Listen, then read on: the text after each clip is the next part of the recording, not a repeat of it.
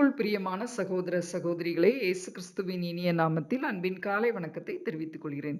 இந்த நாளுக்கான தியான தலைப்பு, ஒன்றாயிருக்க கற்றுக்கொள். அவர்கள் எல்லாரும் ஒன்றாயிருக்கவும், பிதாவே, நீர் என்னை அனுப்பினதை உலகம் விசுவாசிக்கிறதற்காக நீர் என்னிலேயும் நான் உம்மிலேயும் இருக்கிறது போல அவர்கள் எல்லாரும் நம்மில் ஒன்றாயிருக்கவும் வேண்டிக் கொள்கிறேன். யோவான் 17:21. அண்டார்டிகா தவிர மற்ற கண்டங்களில் அர்ஜென்டைன் என்ற ஒரு வகை எறும்புகள் காணப்படுகிறது.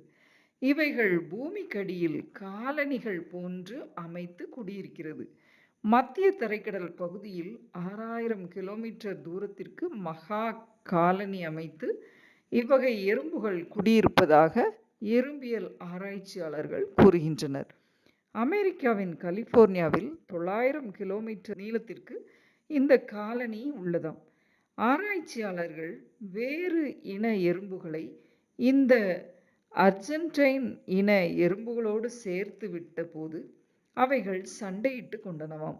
ஆனால் பல நாடுகளிலிருந்து இந்த அர்ஜென்டைன் எறும்புகளை கொண்டு வந்து விட்ட போது அவை மிகவும் சந்தோஷமாக தங்கள் அன்பை பகிர்ந்து கொண்டனவாம்.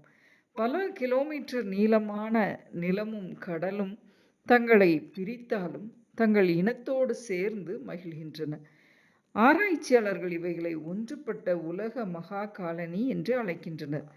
ஆம், எனக்கு அன்பானவர்களே, இதை போலத்தான் நாமும் பேலியாளின் மக்களோடு இணைந்து விடாமல் ஒளிக்கும் இருளுக்கும் சம்பந்தமில்லை என்ற கொள்கையோடு வாழ வேண்டும்.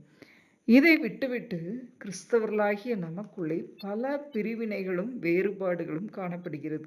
இந்த எறும்புகள் எப்படி தங்கள் இனம் எங்கிருந்தாலும் சேர்த்து கொள்கிறதோ, அதே போல கிறிஸ்தவத்தில் எத்தனை பிரிவுகள் காணப்பட்டாலும் ஒருவருக்கொருவர் குறை சொல்லி நமது ஒற்றுமையை நாம் சீர்குலைத்து கொண்டு காணப்படுகிறோம். அப்படி இல்லாமல் நாம் இணைந்து வாழும்போது இருளுக்குள் இருக்கிற மக்களையும் வெளிச்சத்திற்கு கொண்டு வர முடியும்.